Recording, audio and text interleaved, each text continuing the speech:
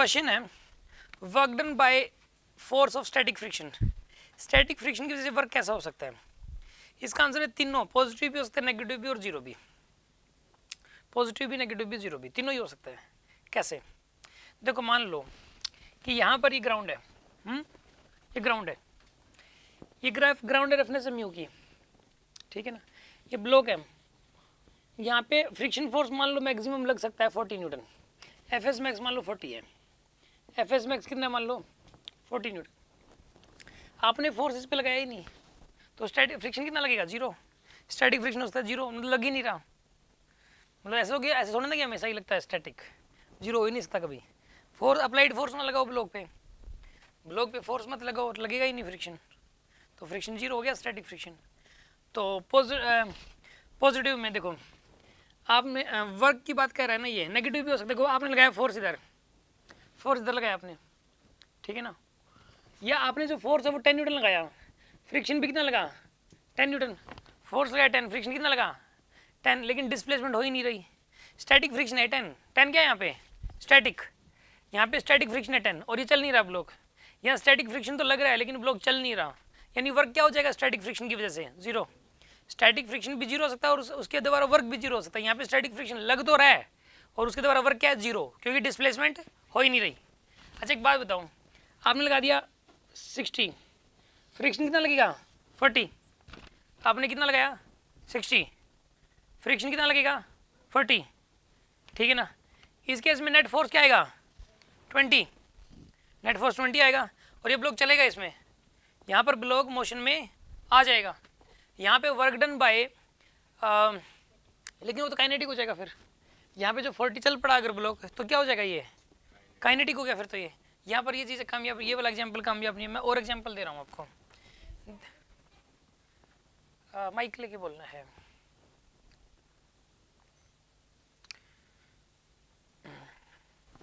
हाँ जी, static friction क्या, static friction के ऊपर पूरी क्लास लगी थी, लॉज ऑफ मोशन की पहली ही क्लास में पढ़ाया गया था, तो मैंने कहा था कि आप बैकअप ले लो, ठीक है ना, तो बैकअप लेने के बाद समझ आएगी चीज़, कुछ चीज़ें आपकी मिस होंगी, जिन्होंने स्टैटिक फ्रिक्शन नहीं पढ़ रखा उनको प्रॉब्लम तो आएगी थोड़ा सा। अच्छा अब सुनो, लॉज ऑफ मोशन की फर्स्ट क्लास है, फर्स्ट क्लास के बाद ही समझ आएगा। अच्छा अब सुनो अगली बात,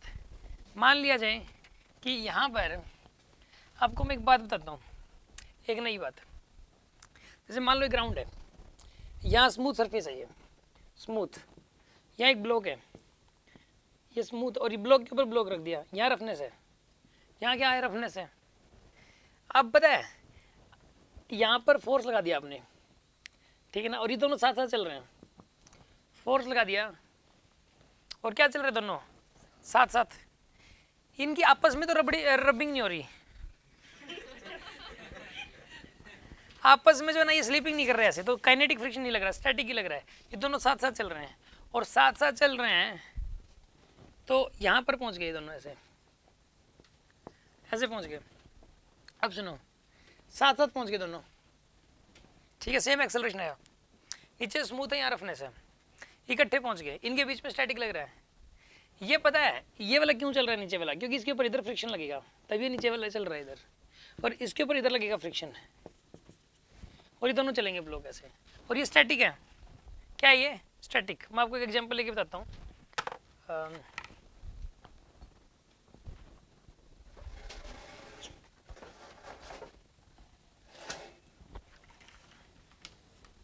देखो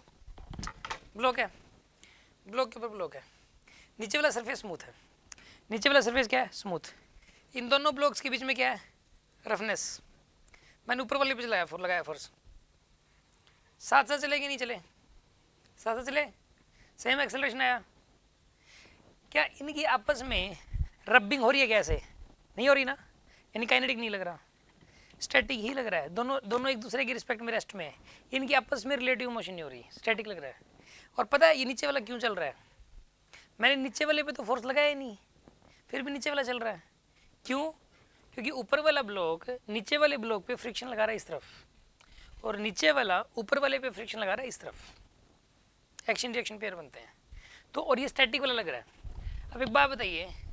जब ये ब्लॉक ऊपर वाला ब्लॉक M1 नीचे वाला M2, जब ये M1 आया यहाँ से लेके यहाँ तक, तो फ्रिक्शन लगा इधर, डिस्प्लेसमेंट इधर उधर, वर्क कैसा आएगा? नेगेटिव। नेगेटिव।